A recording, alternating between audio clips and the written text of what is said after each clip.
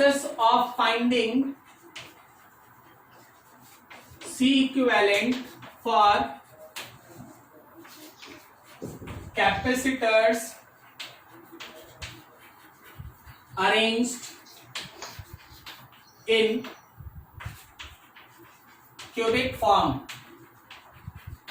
Cube के form में capacitors arranged है, उसका हम लोग को सी इक्विवेलेंट निकालने का तरीका को सीखना है। ठीक है, जरा देखो और समझो।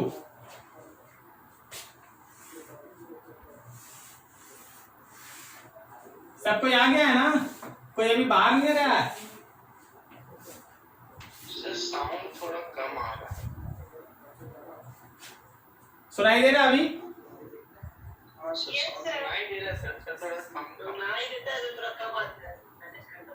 कम आ रहा है साउंड? नो सर, ठीक है। ये लोग है ना गर्मी में है ना और पागल कर। देख यहाँ पे क्यूब है, क्यूब का है ना हर एज के ऊपर एक एक कैपेसिटर लगा है ऐसे।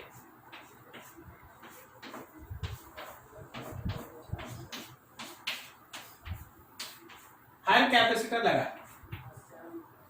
आप यहाँ पे एजेस का नाम लिख दें, ए बी ये रहा, सी ये रहा, डी यहाँ पे ई है, ये एफ है, ये जी है और ये एच है। ठीक है, अभी देखो हर कैपेसिटर का कैपेसिटेंस है सी, तो आपसे बोला गया चलिए जी इसका सी इक्विवेलेंट निकालिए। सी इक्विवेलेंट निकालिए, सी इक्विवेलेंट निकालिए। इसका मतलब क्या, हम तुमको एक छोटा सा तरीका बताया। यहाँ सी इक्विवेलेंट निकालने के लिए वैसे तो तुमको 12 एजेस दिखाई देता है, लेकिन हम तुमको केवल 3 पॉइंट सिखाएंगे, सब उसी में कवर होगा। 3 पॉइंट सिखाएंगे, सब उसी में कवर होगा। एक, बॉडी डायगोनल।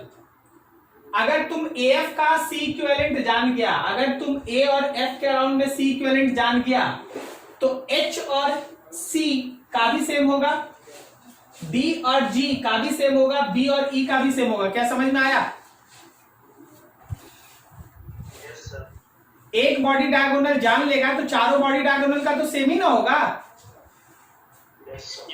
उसी तरह कोई एक एज अगर आप सीख लिए तो कोई भी एज लीजिएगा सेम आएगा। उसी तरह अगर आप कोई फेस डायगोनल सीख लिए, फेस डायगोनल, तो कोई भी फेस डायगोनल लीजिएगा सेम आएगा।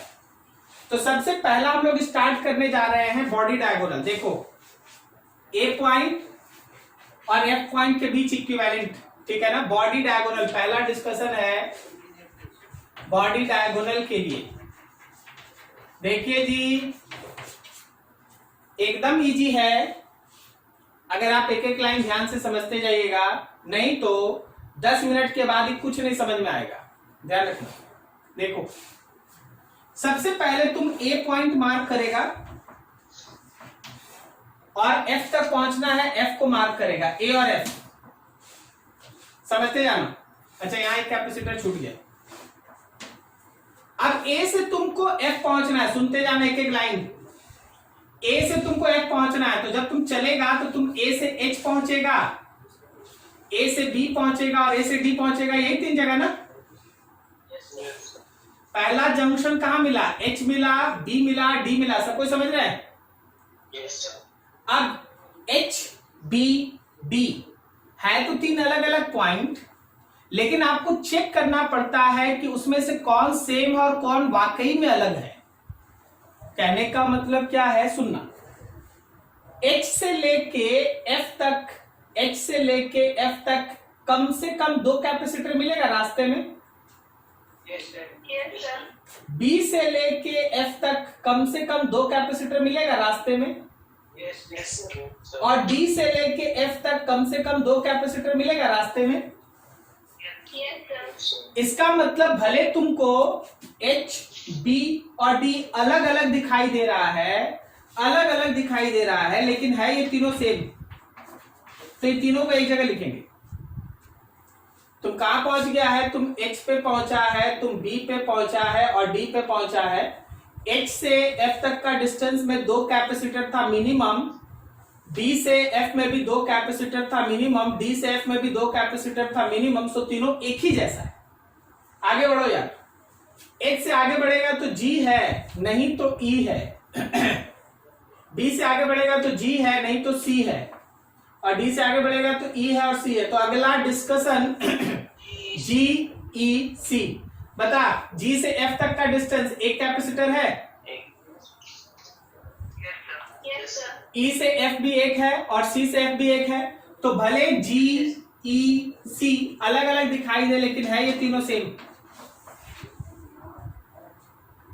अब क्या करना है, अब तुमको कैपेसिटर जोड़ना है। A और H के बीच एक कैपेसिटर है, तो A यहां है, H यहां है, एक कैपेसिटर जोड़ दो और इसको थोड़ा से क्रॉस कर लो। क्रॉस करने से क्या होगा ना, दोबारा नहीं लिखेगा, और कोई रूल नहीं है, क्रॉस कर दीजिएगा, गोल कर दीजिएगा कि पता चले यूज कर लिए। अब देखो A और B एक है, A यहां है, B यहां है। अच्छे से सुनते जाना, जहां नहीं समझ में आएगा पूछ लेना। Yes. ये वाला भी हो गया ना, Yes, sir. A और D, A यहां है, D यहां है, एक और ये वाला भी हो गया। ठीक है, अब देखो H और G, H इसमें, G इसमें, एक जोड़ो। H और E, H यहां है, E यहां, एक और जोड़ो। देखो B और G, B यहां है, G यहां, एक और जोड़ो। B और C, B यहां है, C यहां, एक और जोड़ो। ये वाला भी हो गया।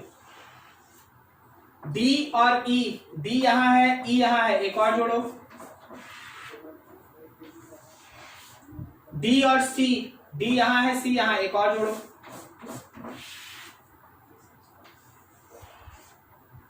ठीक है, अगला देख, G से F के बीच ये रहा, G से F के बीच एक रहा, E और F के बीच, E और F के बीच, C और F के बीच, C और F के बीच, ये रहा तुम्हारे पास सर्किट। अब जरा गौर करना सबको ही, क्या ये तीनों पैरेलल में है? Yes, sir. Yes, sir. ये 6 पैरेलल में है, Yes. और यहाँ 3। Yes. तो आप यहाँ के बाद ऐसे बनाएंगे कि 3 का पैरेलल, 6 का पैरेलल और 3 का पैरेलल। ए रहा, यहाँ F है, 3 का पैरेलल 3C, 6 का पैरेलल 6C, और फिर 3 का पैरेलल 3C। अब तीनों किसमें? सीरीज। तो 1/C equivalent is 1/3C plus 1/6C plus 1/3C। 1/C equivalent is equals to, नीचे ले लो 6C, 2 + 1 + 2, and your C equivalent is 6C/5। क्या समझ में आया सबको? Yes, sir. सर क्वेश्चन कैसे रहता है बताइए। देखिए देखिए, मेरा अपना सजेशन, आंसर याद रखना। ठीक है, आंसर याद रखना। देखो जैसे हम तुमको बताते हैं, ये आया हुआ क्वेश्चन है मेंस का, यहां सब कैपेसिटर है।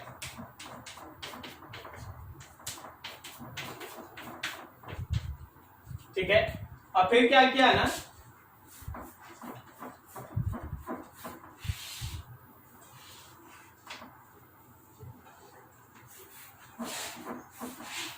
सब सी है, हर कैपेसिटर सी है। बोला कि इससे Q कितना निकलेगा बताइए, इससे Q कितना निकलेगा ये बताइए। तो देख करना क्या है, जिसको भी आंसर याद है वो देख रहा है कि यहाँ बॉडी डायगोनल के अराउंड में ये क्यूब है, तो क्या इस पूरे को हटा के 6C/5 लिख दें? Yes, sir. तो ये सर्किट तुम बना लेगा ऐसे। देखो जरा, नीचे वाला दोनों सी रहा और उसके जगह पे आ गया 6C/5। क्या बोलता है, सही है? Yes, sir. और नीचे लगा दिए बैटरी। अब तो बनेगा ना? Yes, sir. ठीक है जी, Yes, sir. ठीक है, चलिए नोट कीजिए। अब ये ना फेज डायगोनल देखेंगे अब।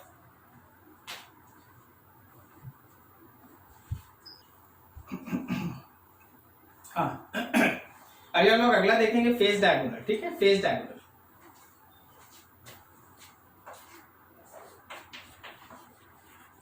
Across face diagonal.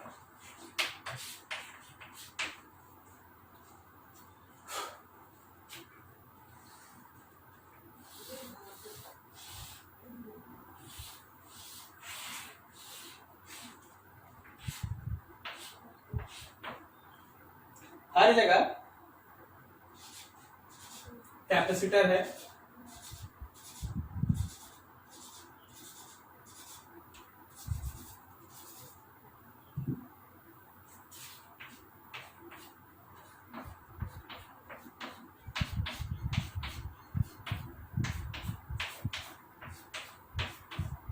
ऐसा। अभी आपके पास पॉइंट है, मान लो ए है, ये बी है, ये सी है, ये डी है, यहाँ ई है, एफ है, मान लो जी है और एच। हम लोग बात कर रहे फेज डायगोनल के अक्रॉस में। फेज डायगोनल के अक्रॉस में let that point is A and E. A और ई के अक्रॉस में बैटरी ये सब कनेक्टेड। तो तुम्हारा टारगेट ऐसे सेट होना चाहिए, तुम्हारा टारगेट ऐसे सेट होना चाहिए कि भाई ए से चलना है और ई तक जाना है। जब आप ए से चल के ई तक जाएंगे तो पहला कदम आप बढ़ाएंगे तो एच पे पहुंचेंगे, बी पे पहुंचेंगे और डी पे। सही है, सुनाई दे रहा?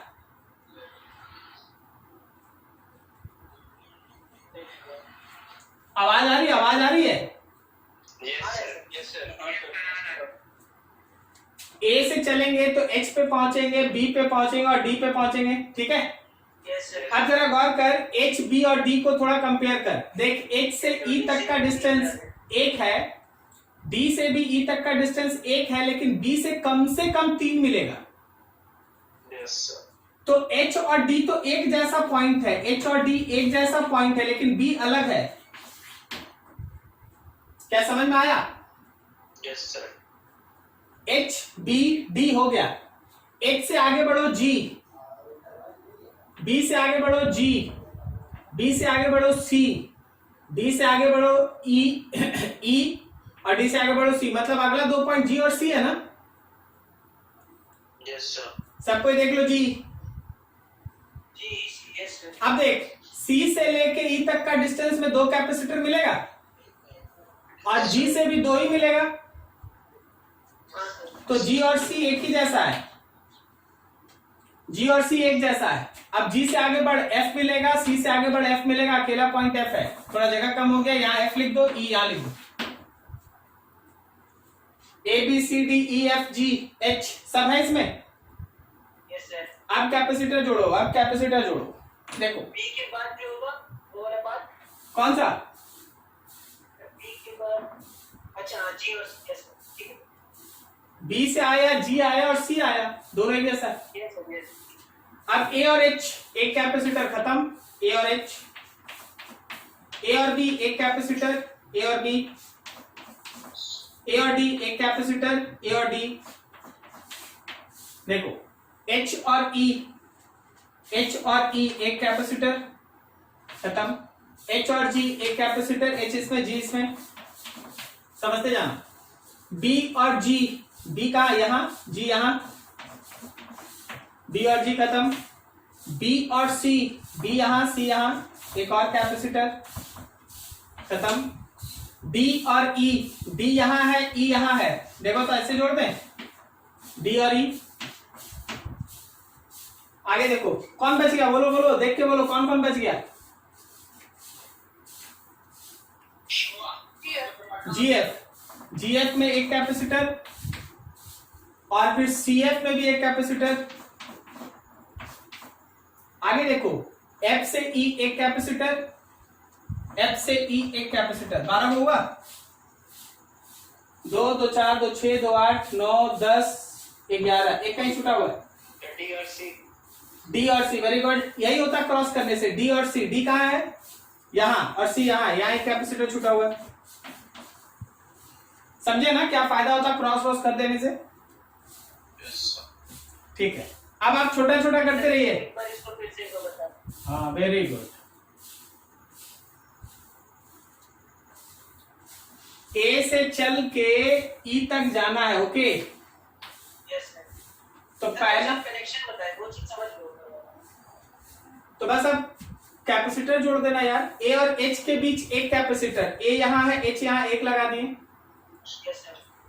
ए और डी के बीच एक कैपेसिटर, तो एक और लगा दिए। ऐसे ही हर पॉइंट के बीच सोच सोच के लगते जाना, हो जाएगा, यहाँ पे दिक्कत। अगला काम क्या कर, जहां दो दो को है, दो दो सब पैरेलल है ना, उन सबको सिंप्लीफाई करो। A point, H D point, B point, G C point, F point and E point. तो जहां जहां दो दो कैपेसिटर है लिखते हैं 2C, 2C, यहां पे C, फिर यहां पे 2C,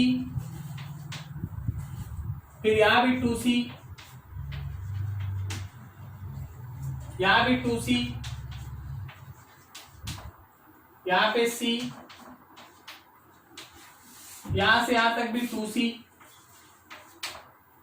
सही जा रहे हैं? अब जरा ध्यान देना, क्या ये 2C और C सीरीज में है? बोलो बोलो। अरे भाई यहां से यहां तुमको यहां पहुंचना, तुम्हारे फाइनल आंसर में ए बचेगा और ई बचेगा, ओके। तो क्या ये दोनों सीरीज में है? Yes sir. उसी तरह क्या ये दोनों सीरीज में है? Yes sir. Yes sir. 2C और C का सीरीज में बताओ तो कितना आएगा? 2C into C by 2C plus C, मतलब 2C बाई 3 आएगा। Yes sir. तो अब देखो फिर से लिख रहे हैं, A लिख दिए, HD लिख दिए,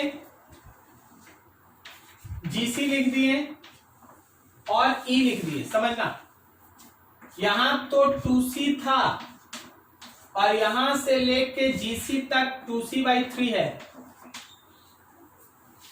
देख भाई देख, नीचे देख, समझ में आ रहा? Yes sir. फिर देख, यहां बीच में 2C है और ऊपर से ये 2C है और ये दोनों सीरीज में है, तो क्या यहां पे 2C बाई 3 है?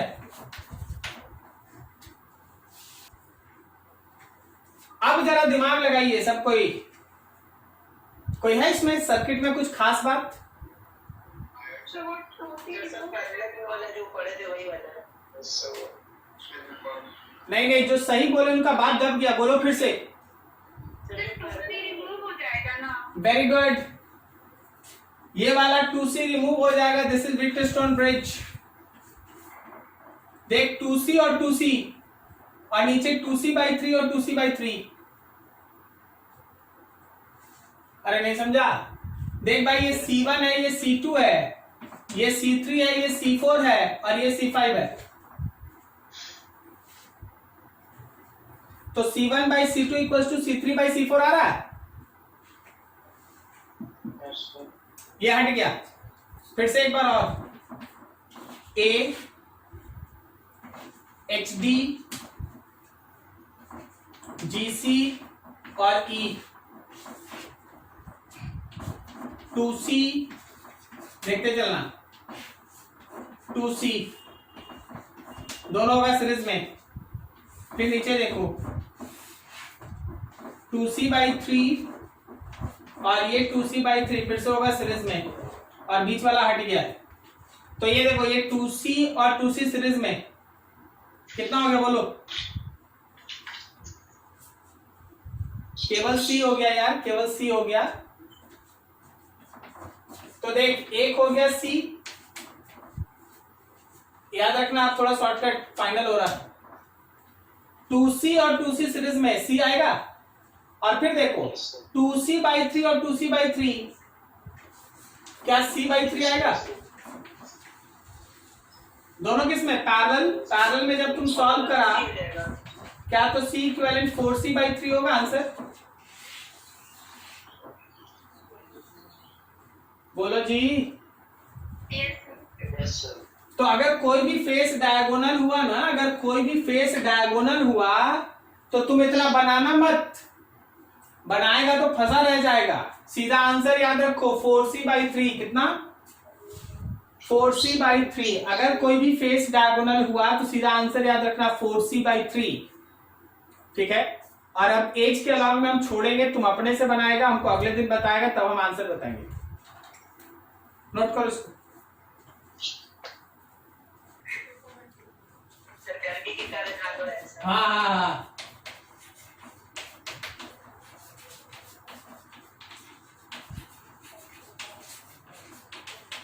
Concept of Kirchhoff's rule, actually ये है ना करंट इलेक्ट्रिसिटी का पोर्शन है, याद रखिएगा। करंट इलेक्ट्रिसिटी का ये पोर्शन है, करंट में ये वापस पढ़ाया जाएगा, लेकिन कैपेसिटर का बहुत सारा क्वेश्चन इसके दो कॉन्सेप्ट से बनता है। एक कहलाता है जंक्शन रूल और एक कहलाता है लूप रूल। ठीक है, क्या है दोनों वो समझो। सबसे पहला टर्म है इसका junction rule.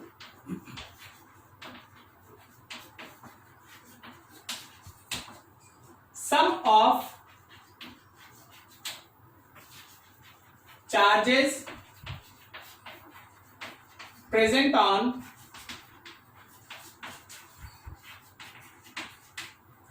plates of capacitor connected by same conducting wire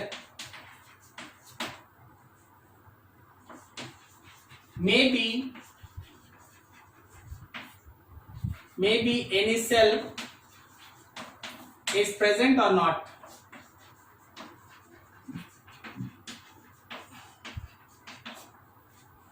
Must be zero. क्या लिखा हुआ है, क्या लिखा हुआ है, थोड़ा समझो। कोई भी एक वायर से जरा देखिए, यहां बनाते हैं। मान लीजिए हम कैपेसिटर का ऐसा एकदम सिंपल सा सर्किट बनाते हैं। 1 2 3 4 कैपेसिटर का 4 प्लेट। आप लोग जरा गौर कीजिए, बताइए एक वायर से कौन कौन सा प्लेट कनेक्टेड है? पहला और चौथा। पहला और चौथा, वेरी गुड। और कौन कौन? दूसरा और तीसरा। दूसरा और तीसरा। अगर मान लो कोई बोलता है सर ये Q1 है, ये -Q1 है, सर ये Q2 है, ये -Q2 है, तो एक बात तय रखना कि जो दो प्लेट सेम कंडक्टिंग वायर से जुड़ा है उस पे मौजूद चार्जेस का सम 0 होगा। जो दो प्लेट सेम कंडक्टिंग वायर से जुड़ा, समझ रहे ना, इसको बता रहे हैं। जो दो प्लेट सेम कंडक्टिंग वायर से जुड़ा है, चाहे बीच में सेल है या नहीं है मतलब नहीं, इसमें सेल नहीं है, इसमें सेल है, फर्क नहीं पड़ता, जो सम ऑफ चार्जेस होगा that will be equals to 0। याद रखिएगा Q1 minus Q2 will be equals to 0, या Q1 ऐसे बोलो, Q1 plus Q2 is equals to 0। ठीक है ना, Q1 and Q2 will be equals to 0। याद रखिएगा। हम इसको और इजी बना दें, मान लो जैसे एक जंक्शन है और वहां से आप 3 प्लेट को जोड़ दिए, 3 प्लेट। अब आगे बैटरी है नहीं है कोई फर्क नहीं पड़ता, अगर ये 1 2 3 है तो इन तीनों पे मौजूद चार्जेस का जो सम होगा वो तीनों मिलकर 0 होगा। क्या लॉजिक समझा? तो सर आखिर ये काम किसके लिए करता है? याद रखना कि जो हम लोगों का फर्स्ट लॉ है, जंक्शन रूल है, work according to conservation of charge. Work according to conservation of charge, ये कंजर्वेशन ऑफ चार्ज के लिए काम करता है। Sum of charges on all the plates of capacitor which are connected through same conducting wire whether any cell is present or not is always equals to 0। क्या किसी को दिक्कत? ठीक है। नाउ सेकंड, अभी देखिए दोनों लॉ बता देंगे, जब हम इसका न्यूमेरिकल बताएंगे तभी ज्यादा क्लियर होगा। अभी दोनों लॉ देख लो। सेकंड है लूप रूल कहते हैं उसको, और ये रूल है sum of potential difference present in any closed loop of circuit, present in any closed loop of circuit must be zero. कोई भी क्लोज लूप लीजिए, कोई भी क्लोज लूप लीजिए और उस क्लोज लूप में जहां भी पोटेंशियल का डिफरेंस है उसका नेट सम हमेशा जीरो होता है। पोटेंशियल का डिफरेंस लिखने का हम तो एक ट्रिक बता देते हैं, साइन लिखना पड़ता है, साइन पे ध्यान रखना पड़ता है। ध्यान में देखो क्या है, देखो मान लो अगर हम लोग के पास बैटरी है और आप लेफ्ट से राइट जा रहे हैं, तो याद रखिएगा आप निगेटिव से पॉजिटिव प्लेट पे जा रहे हैं। याद रखना कि पोटेंशियल का जो डिफरेंस होगा वो प्लस ई होगा, निगेटिव से पॉजिटिव। लेकिन अगर आप पॉजिटिव से निगेटिव जा रहे हैं तो ध्यान रखना पोटेंशियल का डिफरेंस माइनस ही होगा। समझे ये बात? नहीं समझा? Yes sir. साइन याद रखना, साइन नहीं तो गलती हो जाएगा। अब मान लें कैपेसिटर है, एक प्लेट प्लस है एक प्लेट माइनस है। अगर तुम लेफ्ट से राइट गया तो पोटेंशियल का डिफरेंस होगा प्लस से माइनस, माइनस क्यू बाई सी। और अगर तुम राइट से लेफ्ट गया तो पोटेंशियल का जो डिफरेंस होगा वो होगा plus Q by C. Sign समझ में आया जी? Yes sir. और इजी कर दें, फाइनल प्लेट का जो साइन होगा वही डिफरेंस का साइन होगा। निगेटिव से पॉजिटिव गया तो प्लस और पॉजिटिव से निगेटिव गया तो माइनस, पॉजिटिव से निगेटिव गया माइनस, निगेटिव से पॉजिटिव गया प्लस। तो सर ये कौन सा लॉ को फॉलो करता है? याद रखना, it is according to law of conservation of energy. ये कंजर्वेशन ऑफ एनर्जी को फॉलो करता है कि कहीं पोटेंशियल बढ़ा, कहीं पोटेंशियल एनर्जी बढ़ा तो कहीं पोटेंशियल एनर्जी घटेगा, कहीं घटा तो दूसरी जगह बढ़ेगा, और जब सबका सम करेंगे तो नेट वैल्यू कितना होगा? जीरो। क्या ये लॉजिक समझ में आ रहा है?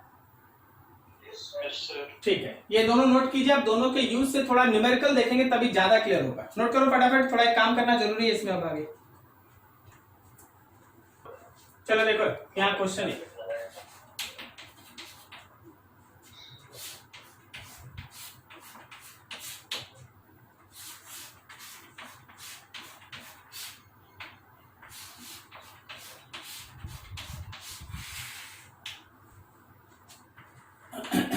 छह volt, 8 volt, 10 volt, 2 microfarad, 4 microfarad, let it is 1 microfarad. बोला गया देखिए जी यहाँ पे एक पॉइंट है ए, यहाँ एक पॉइंट है बी। चलिए हर कैपेसिटर पे चार्ज निकालिए, हर कैपेसिटर पे चार्ज निकालिए, हर कैपेसिटर के अंदर स्टोर्ड एनर्जी निकालिए, हर कैपेसिटर के अक्रॉस का पोटेंशियल डिफरेंस निकालिए, पॉइंट्स के बीच का पोटेंशियल डिफरेंस निकालिए। 36 तरह का क्वेश्चन दाग दिया गया, समझ गए? बनाने का तरीका, इसको तुम सिंपल सीरीज पैरेलल से बना ही नहीं सकता। ऐसा ऐसा जो भी न्यूमेरिकल आप मेरे पास भेजे हैं सबको ध्यान रखिएगा, आप सीरीज पैरेलल पिक नहीं कर पा रहे। बैटरी एक से ज्यादा लगा हुआ है, समझ में आ रहा है? तो उस सब क्वेश्चन के लिए आप दिमाग खुला रखिएगा। आप हर पॉइंट का नाम दे दीजिए, सी, डी, ई, एफ। आपको कुछ ज्यादा सोचने का जरूरत नहीं है, आप है ना बस काम करते चलिए। देखिए देखिए ये 3 प्लेट एक साथ जुड़ा हुआ, क्या समझ में आ रहा है? और ये तीनों प्लेट एक साथ है। मान लो कोई बोला कि सर इस पे चार्ज Q1 लेंगे, इस पे चार्ज Q2 लेंगे, इस पे चार्ज Q3 लेंगे। तो भाई यहाँ Q1 लेगा तो यहाँ तो माइनस Q1 होगा नहीं, यहाँ Q2 लेगा तो यहाँ माइनस Q2 होगा नहीं, और यहाँ Q3 लेगा तो यहाँ माइनस Q3 होगा। लेकिन जरा गौर करना, क्या ये तीनों प्लेट एक साथ जुड़ा हुआ है? अरे बोलो हाँ या ना, बैटरी से तो कोई मतलब है नहीं ना। यस सर, एक साथ है। तो according to loop rule Q1 plus Q2 sorry junction rule Q3, ये तीनों का सम 0 होगा। ये इक्वेशन 1। अब चल इक्वेशन 2 कैसे बनाए? Applying loop rule. अब आप लूप रूल लगाइए, लूप का नाम लिखिए। देखिए हम लिखते हैं, आपको छोटा छोटा लूप देते हैं। ए सी डी बी ए सी डी बी ए, देखो तो लूप समझ में आया? ए सी डी बी ए समझ में आया? Yes sir. देखना, जब तुम इस लाइन पे चलेगा, ए से जाएगा, ऐसे जाएगा, ऐसे गोल गोल घूम के आएगा, तो देखिए यहाँ बैटरी में निगेटिव से पॉजिटिव जा रहा है, यस सर। तो लिखेंगे +6। आप समझ गया क्या लिखाया गया था अभी थोड़ी देर पहले? Yes sir.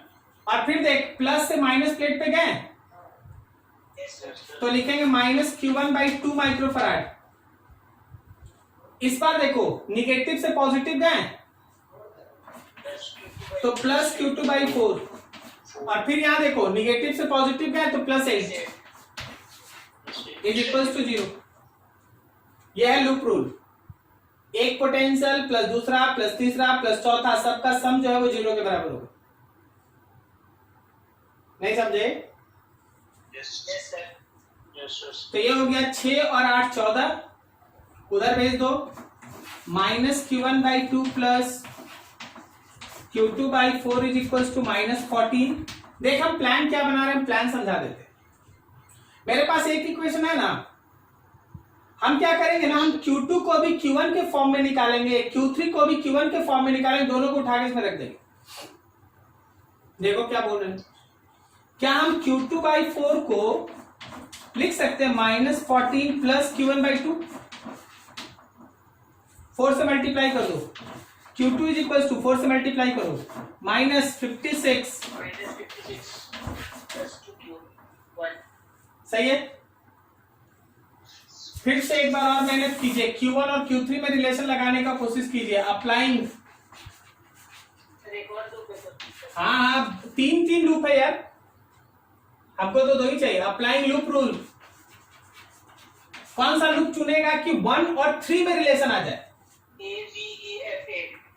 ए बड़ा वाला A C B C D E F। सिर्फ A B E F A। ABEFA, तो बता 1 और 3 में आएगा कि 2 और 3 में आ जाएगा? Sir A C D B E F A। Very good, सीधा C से चलता है ना, C D E F C क्या बोलता है? Yes sir. C D E F C, 1 और 3 रिलेट हो जाएगा। बोलो बोलो, समझ में आया? Yes sir. Yes sir. तो चल भाई, C से D चल, C से D चल। बोल, यहाँ प्लस होगा कि माइनस? प्लस। यहाँ प्लस होगा कि माइनस? माइनस। नीचे आ जा, यहाँ बता प्लस होगा कि माइनस? प्लस। प्लस। और यहाँ बता प्लस होगा कि माइनस? माइनस। -10 = 0। सब कोई अपने अपने दिमाग में एक बार फिर से दौड़ा लो, बोलने का जरूरत नहीं है, 1 मिनट समय है, फिर से सोच लो। प्लस माइनस, ए से पहले चलो डी पे, डी से ई पे, ई से एफ पे, फिर सी पे।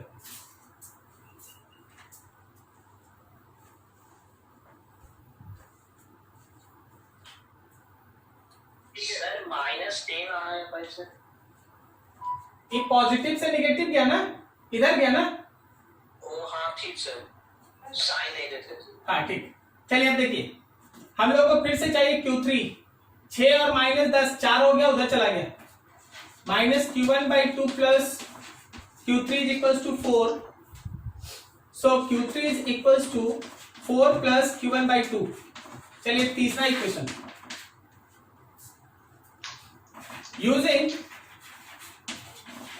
Equation 2 and 3 in 1। तो 1 है मेरा Q1 प्लस Q2 के जगह पे -56 plus 2Q1, -56 plus 2Q1। Q3 के जगह पे 4 प्लस Q1/2 = 0। तो Q1 -56 प्लस 2Q1 4, -56 और 4, -52 उधर चला गया। इधर कितना होगा? 2 और 4, 4 और 2 6 और 1 7। 7 Q1/2 = 52 सही ना। Yes, sir. So Q1 is equal to 104/7 104/7. Microcoulomb, सही है। Yes, sir. Q1 आ गया 104/7 माइक्रोकुलम, तो इसी तरह तुम Q2 और Q3 को तो निकाल लेगा ना, Yes, sir. Q2 निकाल लेगा ना। Yes, sir. -56 + 2 Q1 के जगह पे 104/7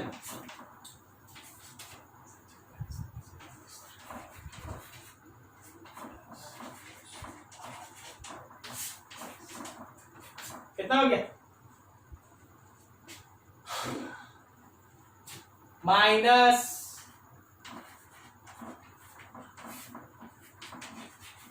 सही है। गुनागणित अपना कर लीजिएगा भाई। 4 + 100 4/7/2 2 से 52 7 चौक 28 28 और 52 कितना हो गया 80/2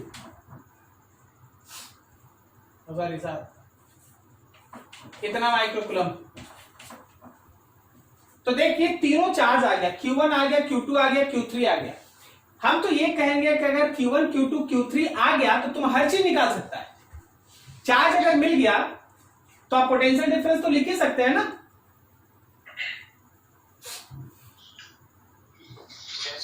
अच्छा चार्ज आ गया तो इसके अक्रॉस का पोटेंशियल डिफरेंस नहीं लिख सकेगा,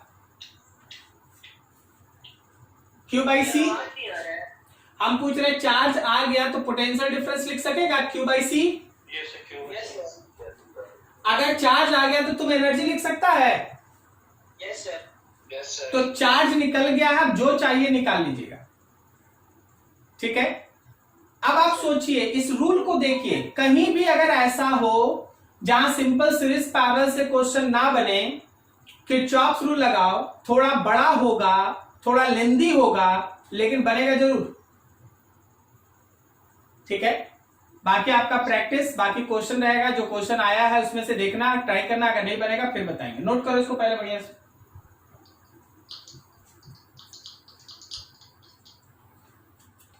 चलो एक और क्वेश्चन हम लोग कर लेते हैं। एक क्वेश्चन है ऐसा,